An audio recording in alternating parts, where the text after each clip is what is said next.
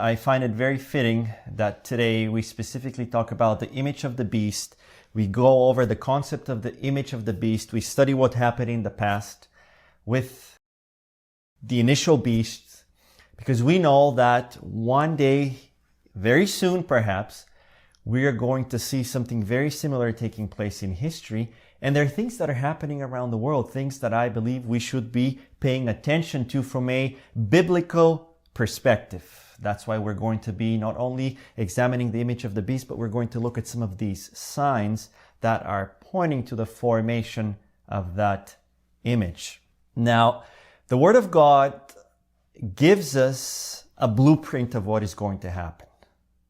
But the Word of God does not give us the finest, minute details as to how that is going to happen. We know that there's this thing called the image of the beast that is going to be formed. We're going to re-examine it in the lesson today. And we know that that is going to lead to something that is called the mark of the beast crisis. This is what the Bible gives us and tells us. But we don't have every single minute detail as to how that exactly is going to come about. We're going to be looking at certain things. Now, does that mean that it is the things that we're going to see, the signs that we're going to see, are necessarily 100% pointing to the formation of the image of the beast from the perspective that is going to be shared today? Absolutely not. But at the same time, it's important to look at these signs, and we're going to see by the grace of God that there is a connection. There's a connection by these signs taking place around the world and the United States of America, most importantly, and the formation of the image of the beast, which will then bring in the mark of the beast crisis. Jesus is coming soon, brothers and sisters. In fact, His coming has been imminent ever since the 1800s. And I pray that today we're not so much going to be excited, but rather by looking at these things, we're going to be brought again closer to Christ, realizing that He's expecting for us to be somewhere in order for Him to come down from heaven and claim us as His own. He's waiting for His church to be ready to welcome Him rather than certain events that take place in the world, because the Bible has already said what's going to take place. We ought to be sure that it will. Sooner or later, there's going to be a mark of the beast crisis. Prophecy has always foretold history in advance. This is another case of that.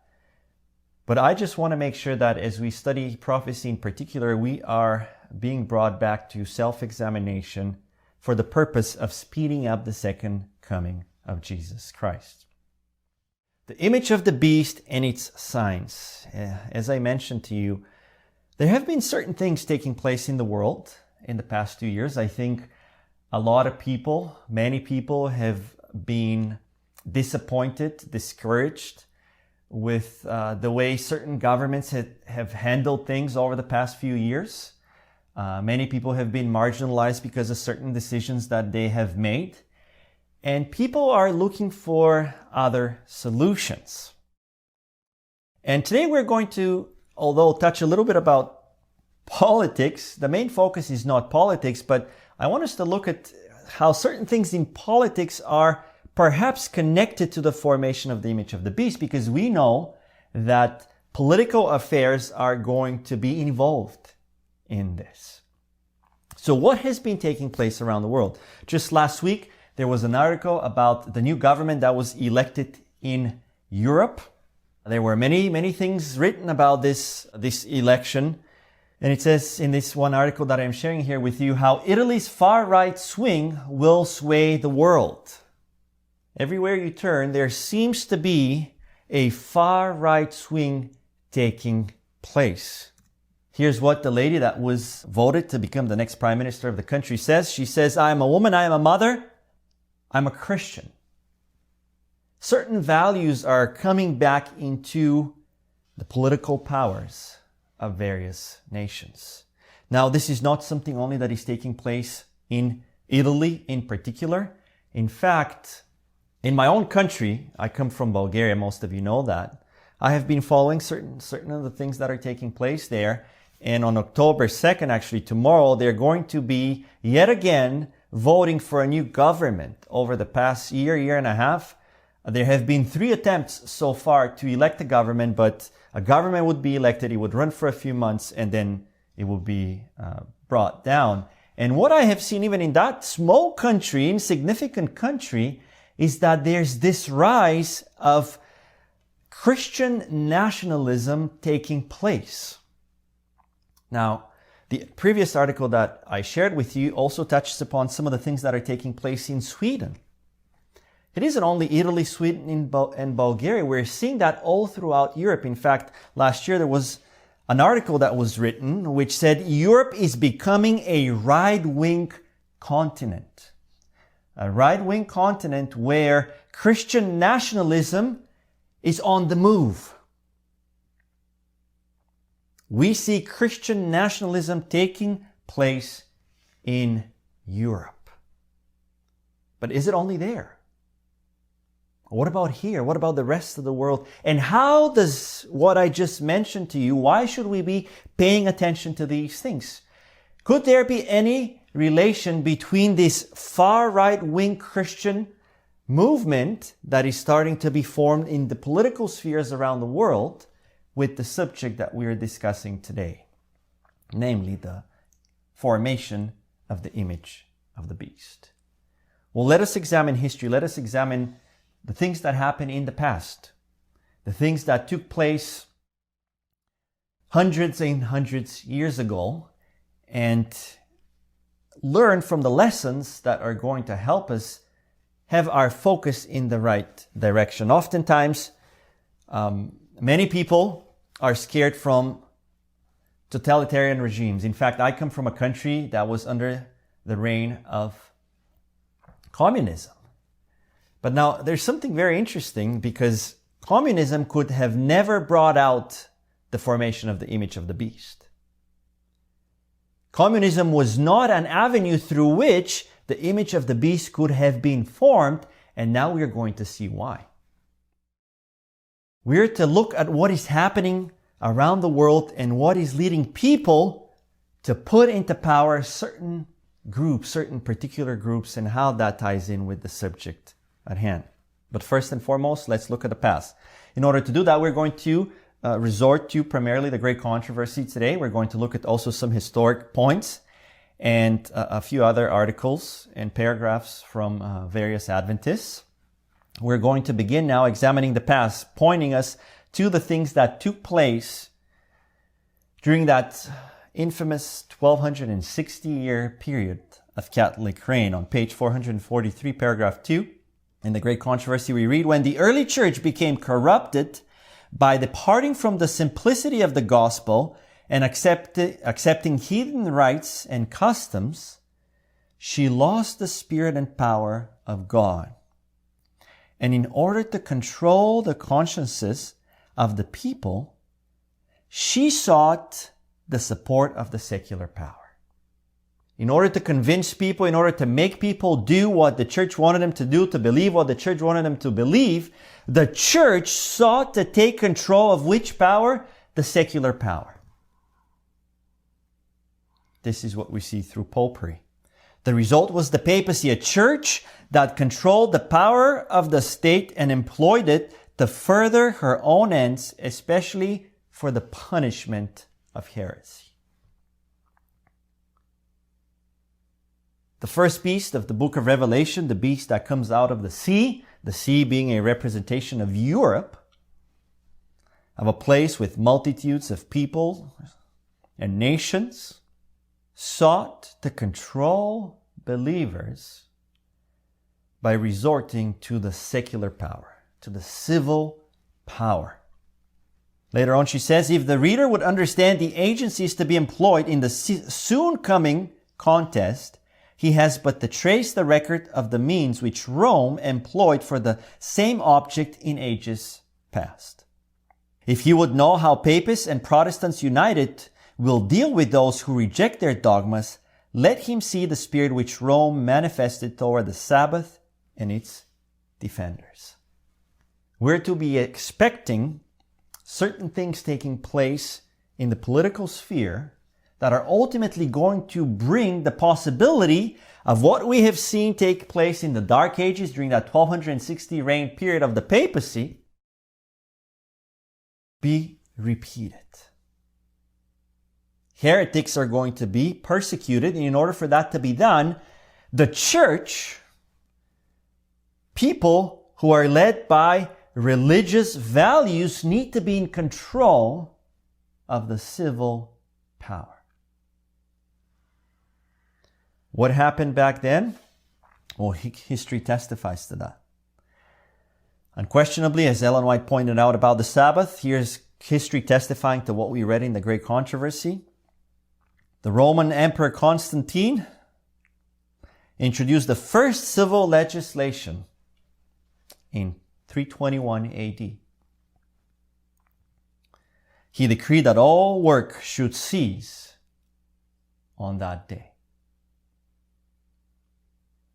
You see, in order for you to have control over the people, the church resorted to employing those that were in the civil positions in order to bring out laws that were going to make some of its understanding adopted by all. This is what we have seen in the past. In fact, commenting on the development of the image of the beast in the Review and Herald of January 15th, 1861, Loughborough gives us these 5 steps which led to the formation of this union between church and state. He says the overt steps taken by the church, by the Catholic Church, were first the making of a creed. For this purpose, conventions were called, synods and councils convened, and the result was a great universal creed. The second step was to make that creed a rule of faith and test of fellowship. This was no sooner done than it was decided to try unruly members by the creed instead of the Bible. Now, there's something very important here to understand, and that is that creeds have always been man-made. Creeds have always substituted the teachings of God, the teachings of Christ, for the teachings of man. Creeds through history have always, rather than resorting to the Word of God and the principles found in that Word, it resorted to human power, human knowledge, and human teaching. And this, we have a perfect example in this, in the formation of the church and state union between the papacy and the civil powers. He goes on and says, for the third step, this creed became the tribunal by which men were judged. Now, are we to be judged by something? Absolutely. Are we not to have a creed? We are to have a creed. What is the creed of Seventh-day Adventists? It is the Bible. The Bible is to be our creed, not man-made dogmas and ideas by which we are to be resorting to judgment of one another. We're to follow the principles of the Bible. The fourth step was to brand all as heretics who did not subscribe to the creed. In the fifth step, they obtained the aid of the civil law, that's the final step, to enforce penalties on those whom they had branded as heretics. It was for some time after they had formed their creeds that they could only threaten what they would do to heretics, but they did not punish them because no laws were passed by which they could do it. Here's the example. Here's the practice of the first beast. Here's what happened in the past, in the distant past. And we're purposefully going through history because history is to be a lesson book, and the Bible tells us to go through history. When the church became corrupt, as we read in the Great Controversy, when the church substituted the Word of God and the principles found in the Word of God, the church lost the Spirit of God, the Spirit of love that is found in God's teachings. Remember, it is only truth that sanctifies. What happens when we adopt man-made teachings into our religious experience? What happens to us? We grieve the Spirit of God. Sanctification ceases. And what is the ultimate result? Well, we see a perfect example of that. Now, we also see a perfect example of what should not take place in the world, this union between the church employing the power, the civil power, the power of the state in order to persecute heretics who do not ascribe to the man-made creed that has been put into place. This is the illustration that history testifies of, which the Roman Church practiced for many, many decades. And we go and we study history because it is this history that tells us what is going to take place in the future. This is why we are discussing the subject of the image of the beast, because the image of the beast ought to be formed. And when the image of the beast is formed, then persecution can come about. Then the full crisis, the mark of the beast crisis can come and take place. Without the image of the beast being formed, the mark of the beast crisis cannot take place. So what is the image of the beast? Let's re-examine that once more. Let's open our Bibles to Revelation 13, where it is mentioned.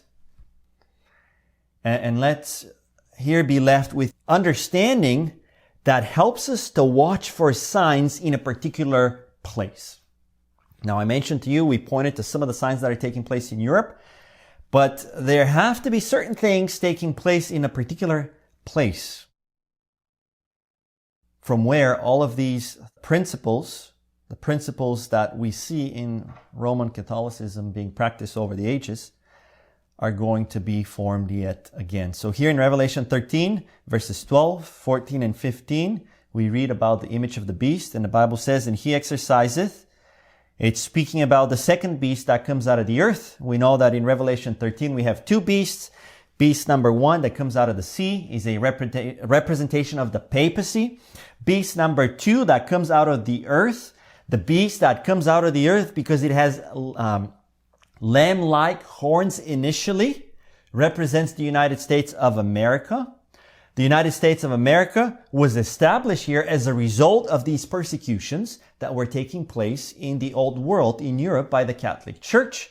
And Protestants fled and came to this continent and created a country that was to be based on something extremely important. This is why in putting together the amendments of the Constitution, we find that this separation between church and state was one of the most important things that the founders of this country ensured was part of the American Constitution.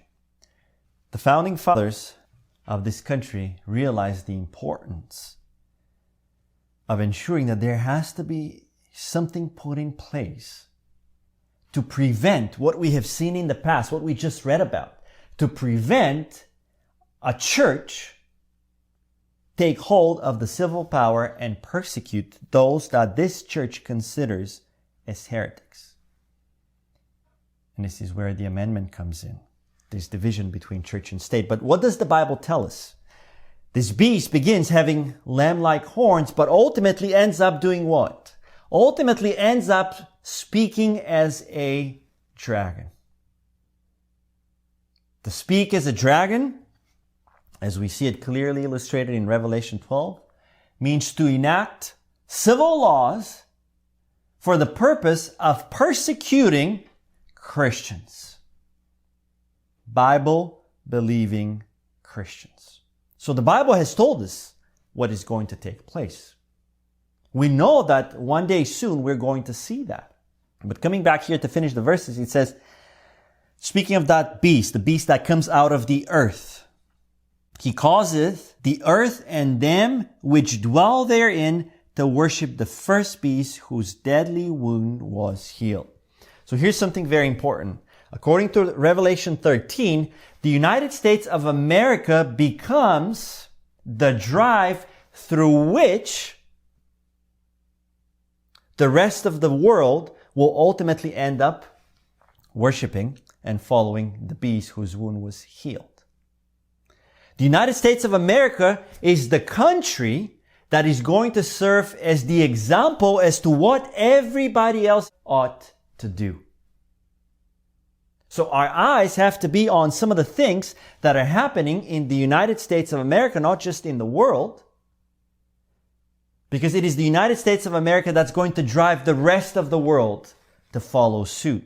Verses 14 and 15 say, "And deceiveth them that dwell on the earth by the means of those miracles which he had power to do in the sight of the beast, saying to them that dwell on the earth that they should make an image to the beast which had the wound by a sword and did live.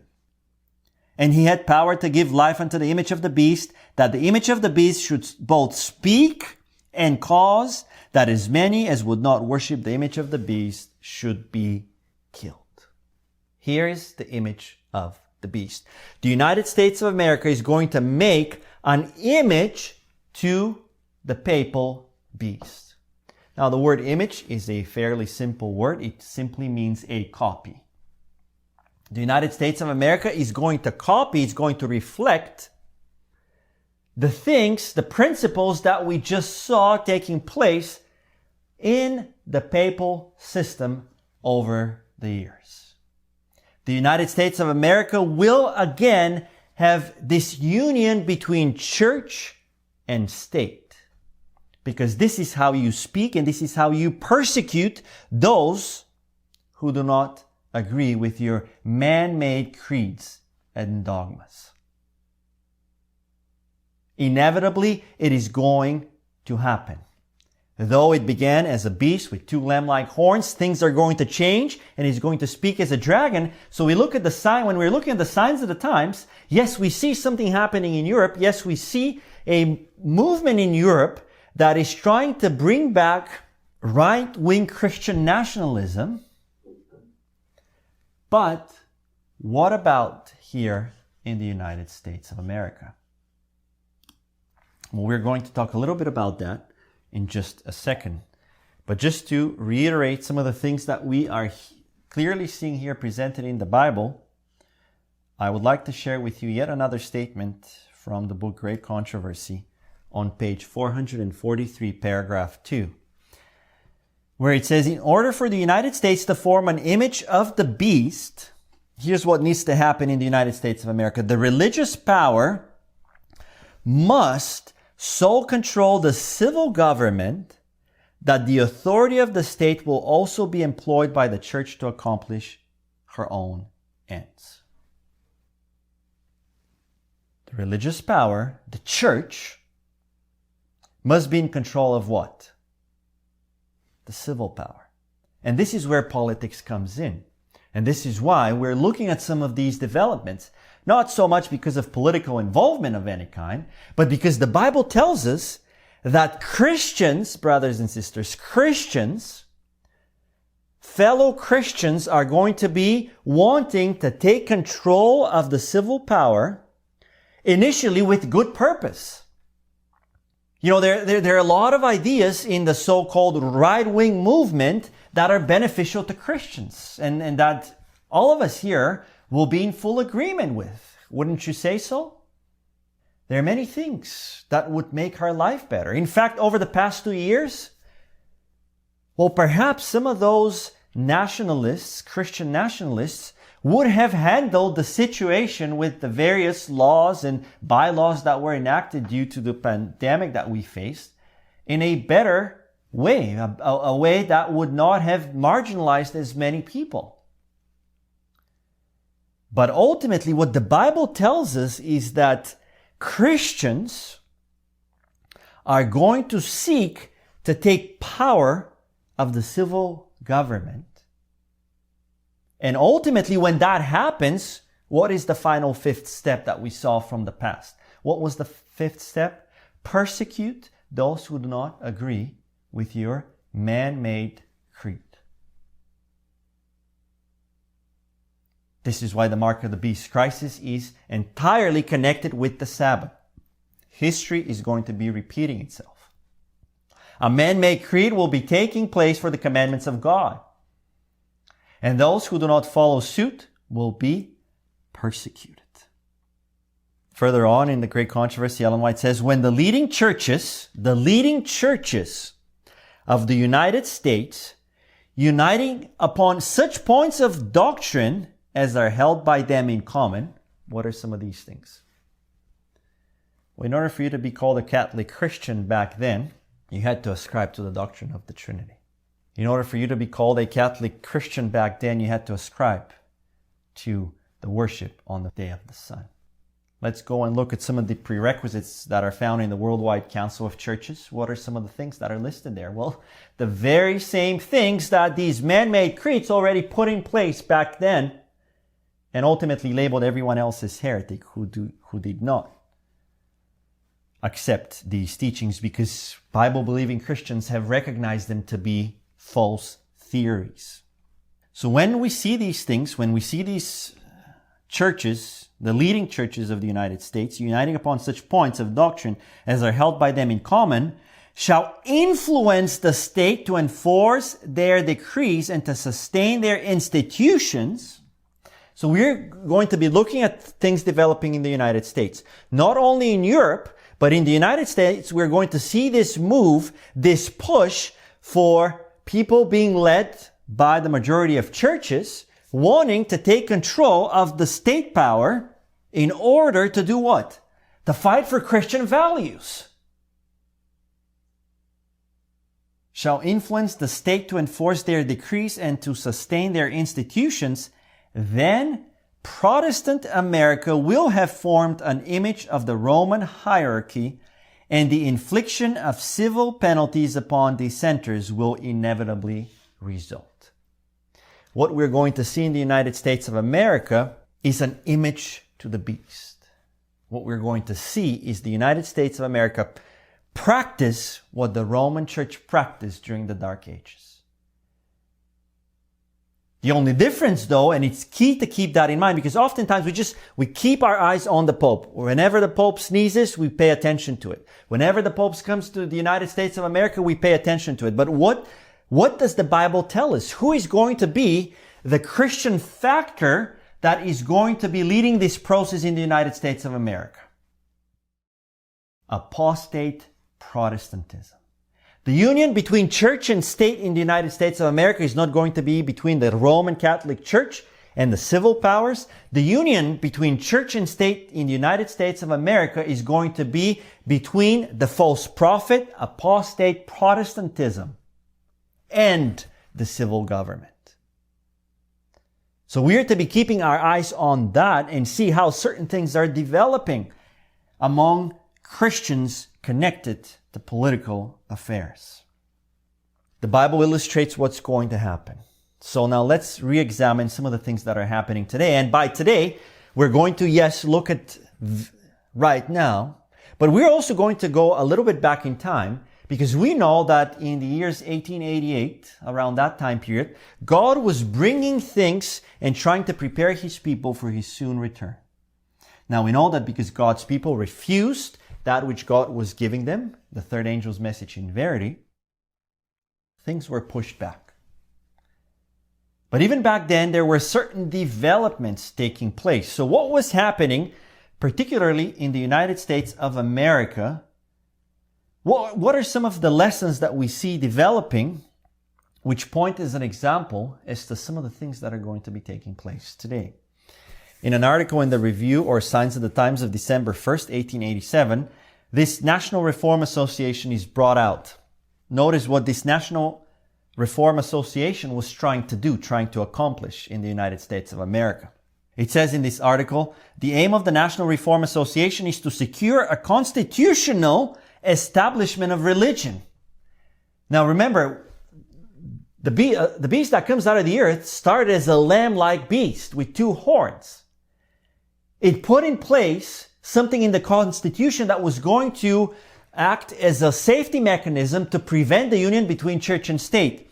But back then, what are we seeing happening in 1887? This NRA is trying to fight to have constitutional establishment of religion in the Constitution, so that ecclesiastical offenses shall be punished by civil penalties. What does that sound like? History, doesn't it? And this association proposes to bring this about by the recognition and the help of the Roman Church. In other words, the National Reform Association proposes by amendment of the national constitution to establish an order of procedure hereby which the Papal Church may do all over this nation what she is now allowed to do in Canada, in Spain, in France, and other such benighted countries. Certain movements were beginning to take place around 1888. Why? Because God was setting up the stage. He was setting up the stage because Jesus was preparing to come down from heaven. And our fellow brothers and sisters were paying attention to some of these signs, and they were recognizing that, you know what, there's a movement, there's a push for the image of the beast to become a reality here in the United States of America. What about today? We are seeing certain things developing in Europe. The entire European continent is being led. There's this thing called a movement, a right-wing movement that is primarily being led by Christian nationalists who want to make sure are in control of the civil powers. But what about here in the United States of America? Just the other day, this article was put out by the Political magazine, and it says, most Republicans support declaring the United States as a Christian nation. Later on, it says in the article, Doug Mastriano, the Republican nominee for governor in Pennsylvania, has argued that America is a Christian nation and that the separation of church and state is a myth. Does that sound familiar to you? What was the NRA trying to do? To bring down this very separation between church and state. The article goes on and says, Republican Marjorie Taylor Greene, the Georgia hardliner, declared, we need to be the party of nationalism, and I'm a Christian, and I say it proudly, we should be Christian nationalists. What did the lady who was chosen to lead Italy say? Something very similar, didn't she? I am a mother, I am a woman, I am a mother, and I am a Christian. Here's Marjorie Greene. I say it proudly, we should be Christian nationalists. Amid a backlash, she doubled down and announced she would start selling Christian nationalist shirts. Now, new Florida Governor Ron DeSantis seems to be also flirting with Christian nationalist rhetoric as well. Very interesting article, and I highly recommend you go through the whole read. Most Republicans support declaring the United States a Christian nation. Later on in the article, it says, Christian nationalism gaining steam on the right.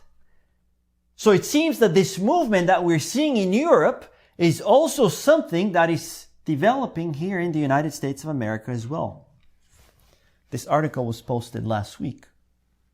It says, not surprisingly, much of the support of declaring the U.S. a Christian nation comes from Republicans who identify themselves as what? What does the Bible say? Who is going to form the image to the beast in the United States of America? The leading apostate churches. Isn't that what the Bible teaches? Didn't we just see it from the Great Controversy? What does the article say here? Most are Republicans who identify themselves as evangelical or born-again Christians. We're seeing movements taking place around the world that, biblically speaking, have the potential. Now, I don't know who's going to take control of the civil powers, but it is this right-wing movement that associates itself with Christian values. Primarily. Am I here saying that this is 100% going to happen through the Republican Party? Absolutely not. I don't know what history is going to show us.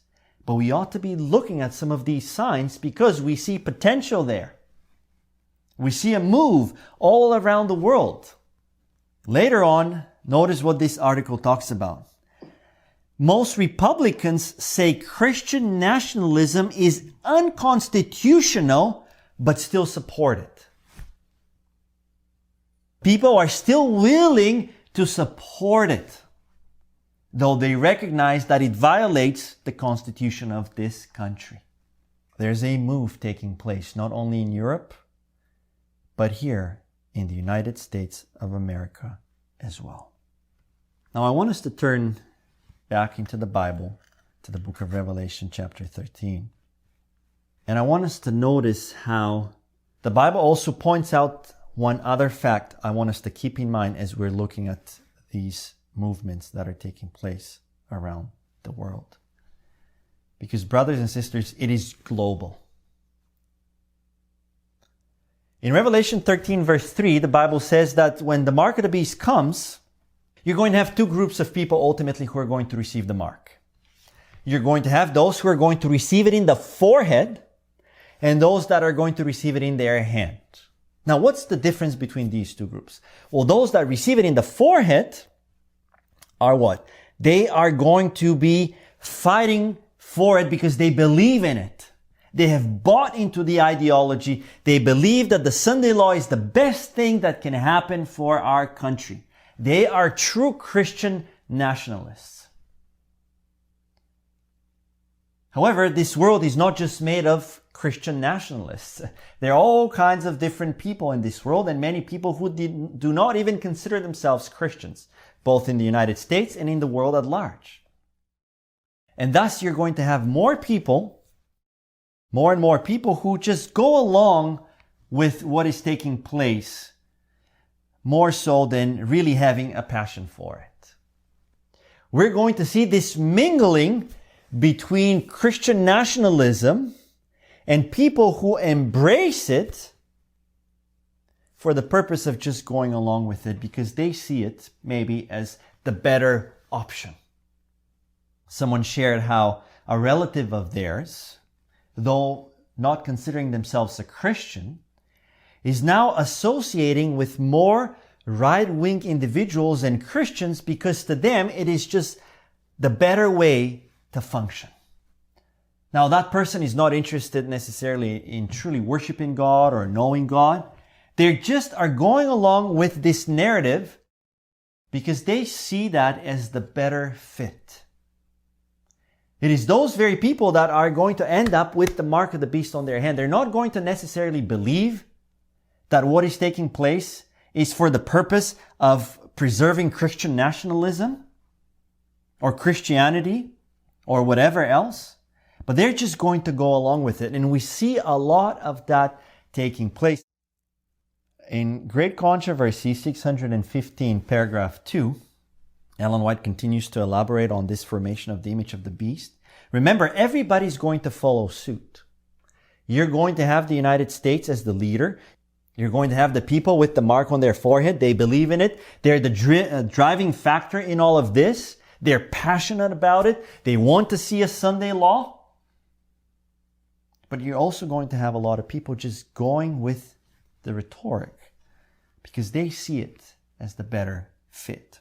She says it will be urged that the few who stand in opposition to an institution of church and a law of the state ought not to be tolerated, that it is better for them to suffer than for the whole nations to be thrown into confusion and lawlessness. Romanism in the old world and apostate Protestantism in the new will pursue a similar course toward those who honor all the divine precepts. This is why here today we looked at both examples. We looked at some of the developments that are happening in the old world, Europe, and how the signs of the times are pointing to a rapid movement happening there. And we're seeing how this very same movement seems to be taking place here in the United States of America as well.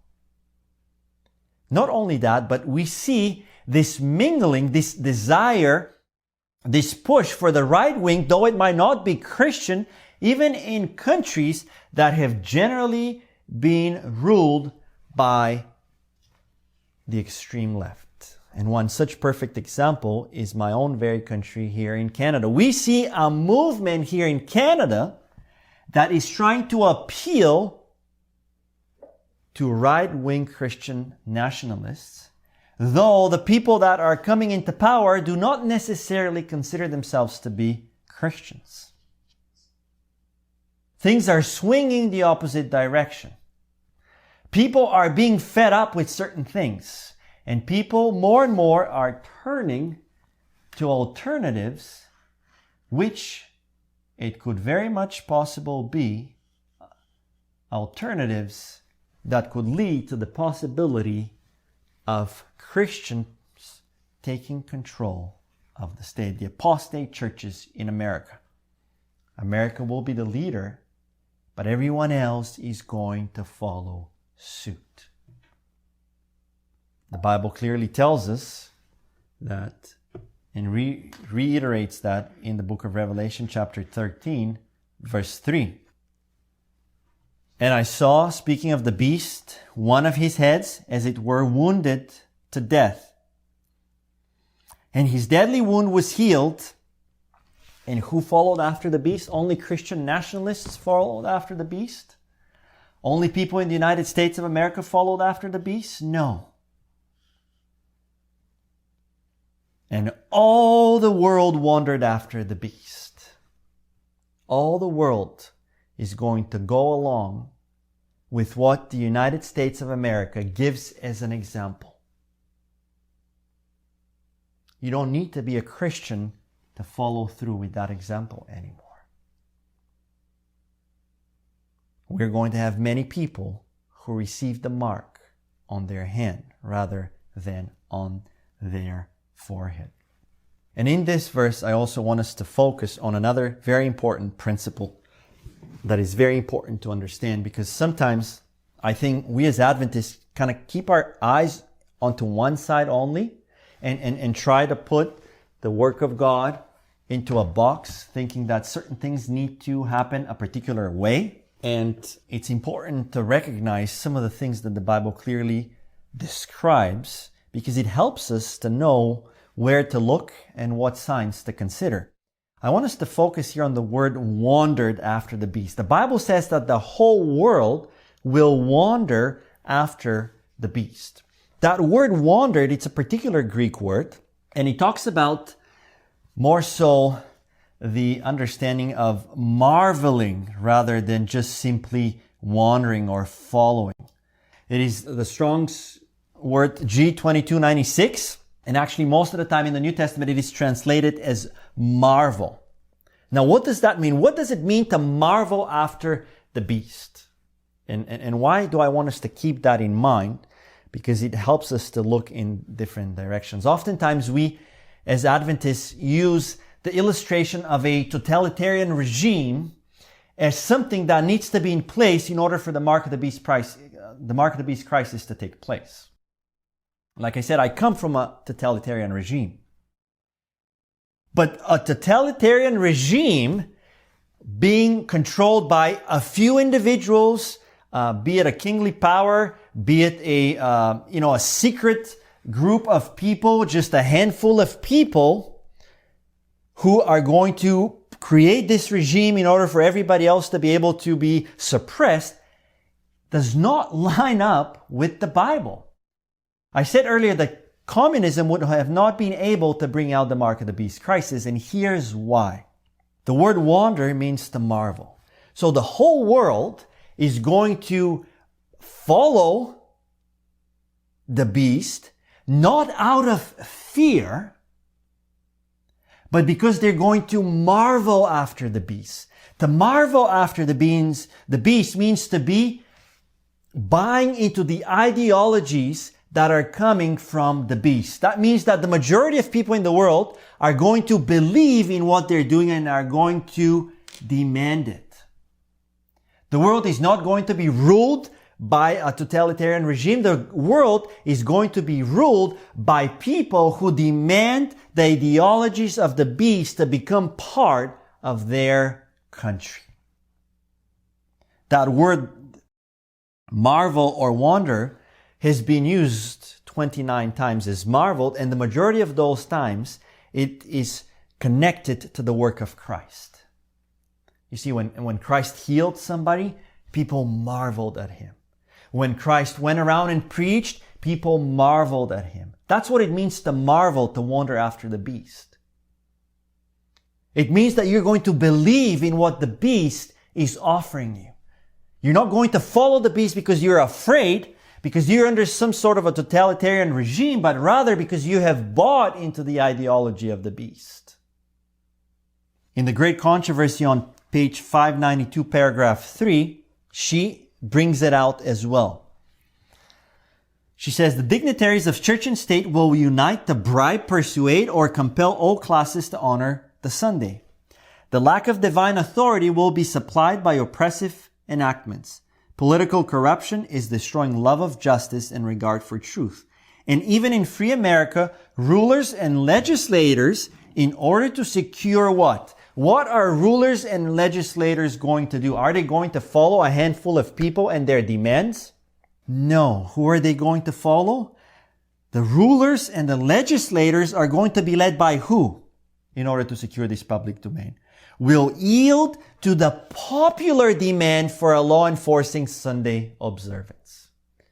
There's going to be a popular demand for the observance of Sunday worship. Why? Because the majority of people will be going after this idea that this country has to be what? A Christian nation. Not only the United States of America, all countries around the world will follow suit. And in order for that to take place, we need to see certain developments that are going to be pointing us to this. People will desire the Sunday law. The Sunday law will be coming from the people. Yes, as a result of being led astray into believing the dogmas of man.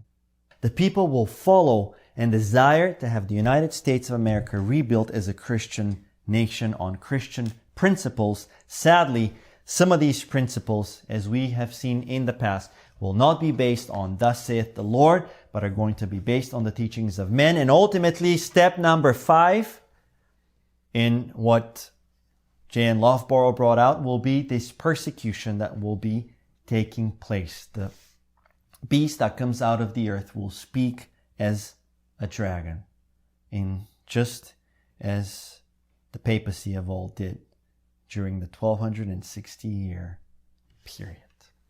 Here at the end, as we're coming to an end, I want us to also elaborate on the last point, which deals with the Constitution of the United States of America. If you noticed, when we read that article in the Signs of the Times, that was describing the work of the National Reform Association. Then we looked at some of the things that are again taking place in the United States by looking at how the majority of those Christian nationalism or Republican nationalists who are Christian, though they might consider the Constitution, they are still in favor of having this nation be recognized as a fully Christian nation. In volume 5 of the Testimonies, Ellen White says something very important, and I want to give a little bit of a different perspective on this statement than it might seem at a first glance. She says, by the decree enforcing the institution of the papacy in violation of the law of God, our nation will disconnect herself fully from righteousness.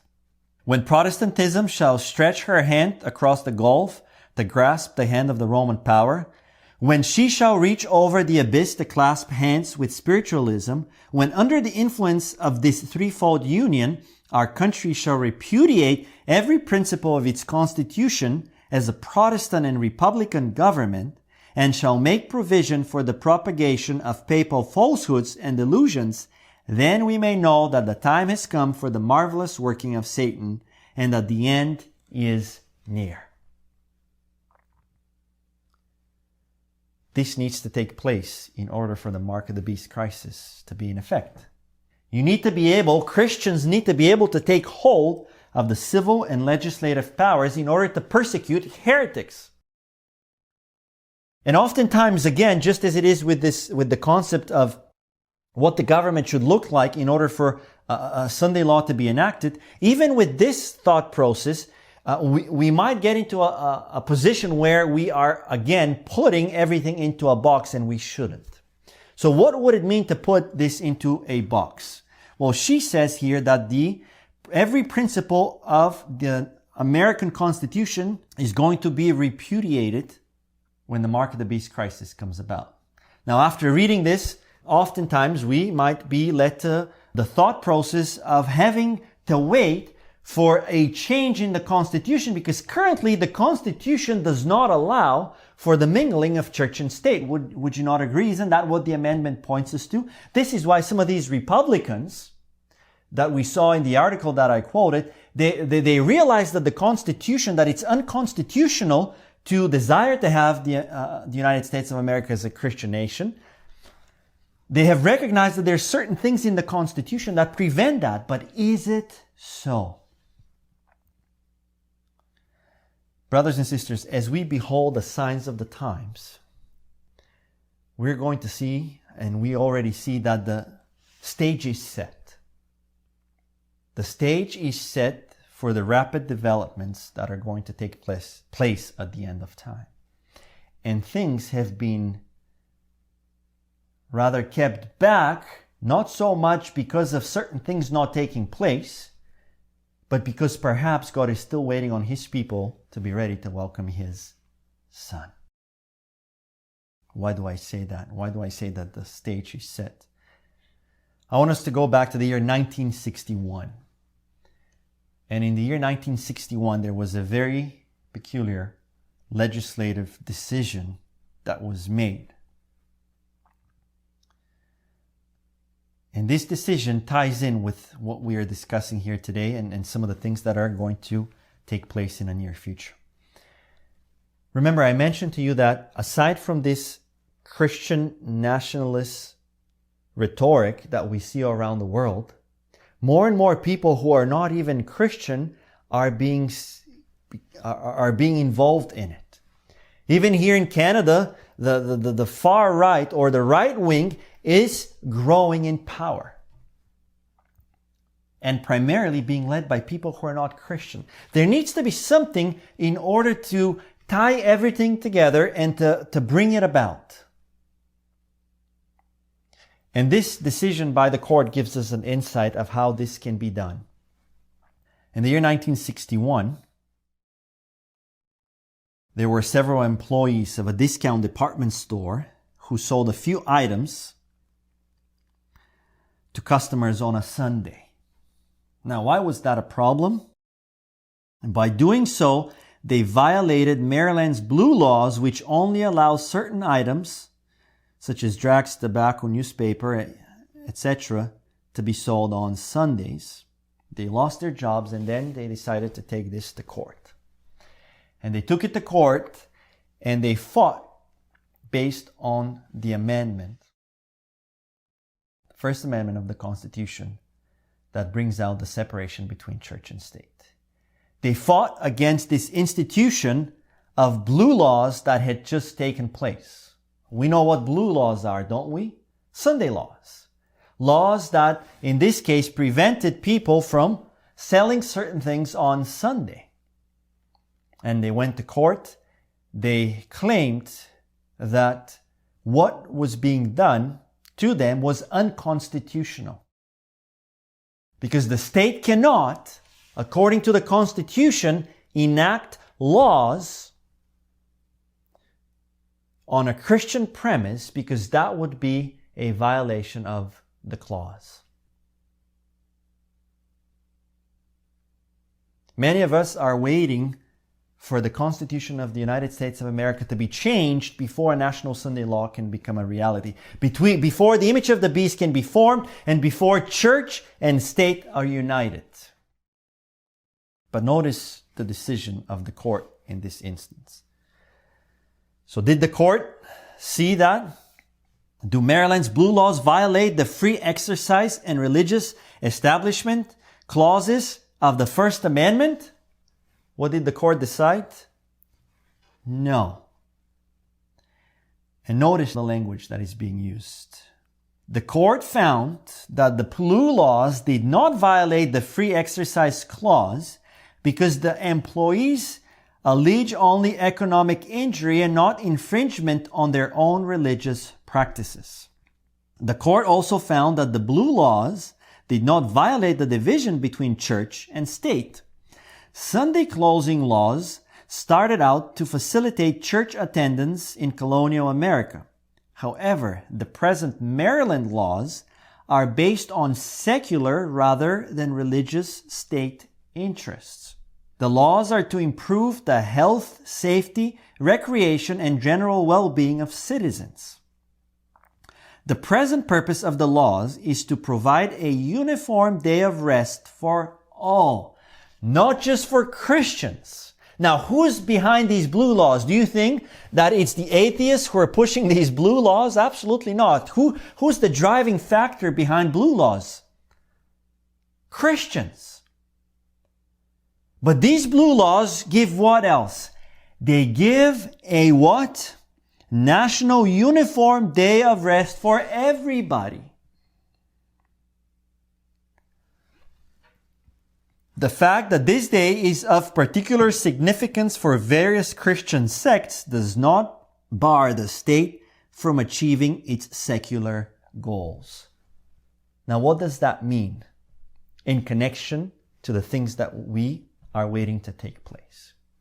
According to the court, and this decision, I think it went to the Supreme Court in the United States, a Sunday law is not going to be deemed unconstitutional. It's not going to do what? It's not going to be against the First Amendment for as long as there's a national benefit to everybody else as well. All one needs to do in order for these Sunday laws to be brought back is to tie in a national benefit for everybody. Do you see why we have these two groups that are going to wander after the beast? Yes, you're going to have the Christian nationalists, apostate Protestantism pushing and being in control. That's where the Sunday law is going to come from. It's going to come from the people that are going to receive the mark on their forehead because they believe in it. But everybody else is going to follow suit and receive the mark on their hand. Because we all, except us, not we all, but because all of the people in the United States of America, except for that extreme minority which is not going to go along with the institution of a national Sunday law, are going to receive a benefit. Practically speaking, what could that look like? What has been pushed over in Europe by the Papal Church for the past few decades? What is the church trying to help the whole world see that is in need, that is going to bring a benefit to every single human being on this earth? One primary example would be climate change. All you need to do in the United States of America is to attach the concept and benefit of climate change to the institution of a national Sunday law. And you already have a legislature which is not going to be violating the Constitution, the First Amendment of the United States of America. That's all it takes. You don't have to go and fight the First Amendment. You don't have to go and try to repudiate it and to get rid of it. Legally speaking, the stage has been set. As we look at the signs, we see a rise. We see this rhetoric becoming part of various governments around the world. Now, does that necessarily mean that this is how the National Sunday Law will come about? I don't know. But we're studying our Bibles. We're paying attention to what's taking place around the world. And above all, as we're beholding these things, as we're seeing how the stage is set, and how it is only the mercy of God holding back the winds, All of these things are to be reminding us that Jesus is still working on this earth. He's still working on you and I. If He weren't working on you and I, we would have been in heaven already. And He is still working on the hearts of many other individuals, and He's waiting for us to finish that work so that the winds can be let go completely. The signs are there. Christ's return is imminent. And may, by the grace of God, we continue to seek and recognize some of the things that perhaps we need to change in our own selves in preparation for the soon return of our King and Savior in the clouds of glory. Brothers and sisters, I pray that you have seen the signs. And at the end here, I just want to ask you, how many of you want to make sure that you are ready today to welcome Jesus in the clouds of glory? How many of you want to make sure that nothing in you is slowing down the second coming of Christ? Amen. The stage has been set. Jesus is coming soon, and may every single one of us be ready today, tomorrow, to welcome Him and to allow Him to finish the work that He has begun in each and every one of us.